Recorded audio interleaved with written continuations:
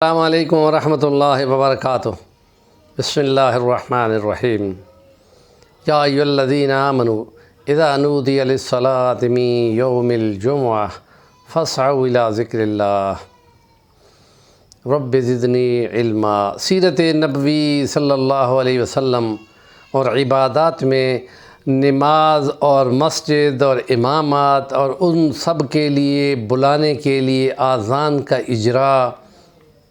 یہ بڑے کام ہے جو باقی مذاہب کے مقابلے میں سب سے زیادہ نمایاں اور عالی شان ہیں، اور اسی میں نبی پاک صلی اللہ علیہ وسلم کو فرمایا گیا ورفعنا لک ذکرک کہ نبی پاک صلی اللہ علیہ وسلم کی ختم نبوت کا اعلان اور آپ کی نبوت کا اعلان ہر اذان کے ساتھ دنیا کو سنایا جاتا ہے، اور خدا کی خدائی اور اس کا علمبردار محمد رسول اللہ صلی اللہ علیہ وسلم اور اس اذان کو قائم کرنا وہ حضرت بلال حبشی کے آواز میں تھا، اور مدینہ کے اندر جو صحابی کو مقرر کیا گیا وہ دیتا تھا، اور یہ خوبصورت ترین آوازوں میں سے اذان ہونی چاہیے۔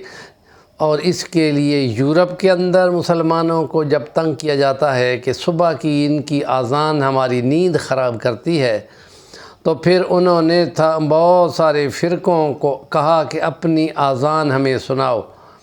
اور ٹرائل کیا گیا، اور اس میں جو سب سے کم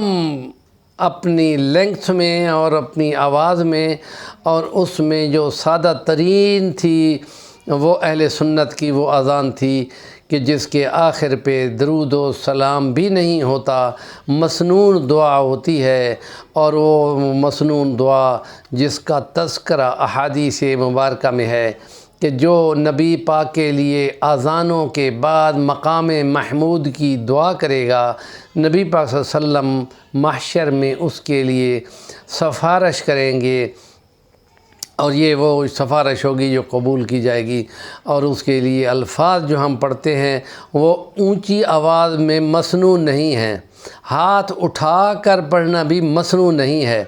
اور اس کے لیے جو الفاظ مختلف احادیث کی کتابوں میں آئے ہیں ان میں یہ ہیں کہ اللہم رب هذه الدعوة التامة والصلاة القائمة آت محمدا الوسیلة والفضیلة والدرجة الرفیعة وابعثه مقاما محمودا الذي وعدته انك لا تخلف الميعاد وارزقنا شفاعته۔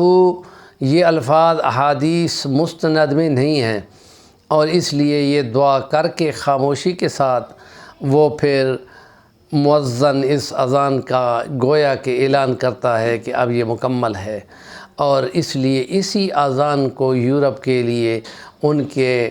سٹینڈرڈ نے قبول کیا تھا کہ یہ تھوڑی بھی ہے، شارٹ بھی ہے،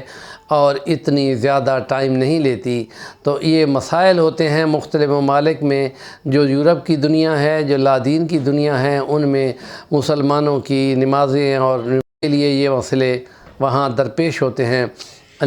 ہمارے چینل کا نام ہے صفی الوانی، ضرور سبسکرائب کریں اور کام کی بات کا کمنٹ دیا کریں۔ تو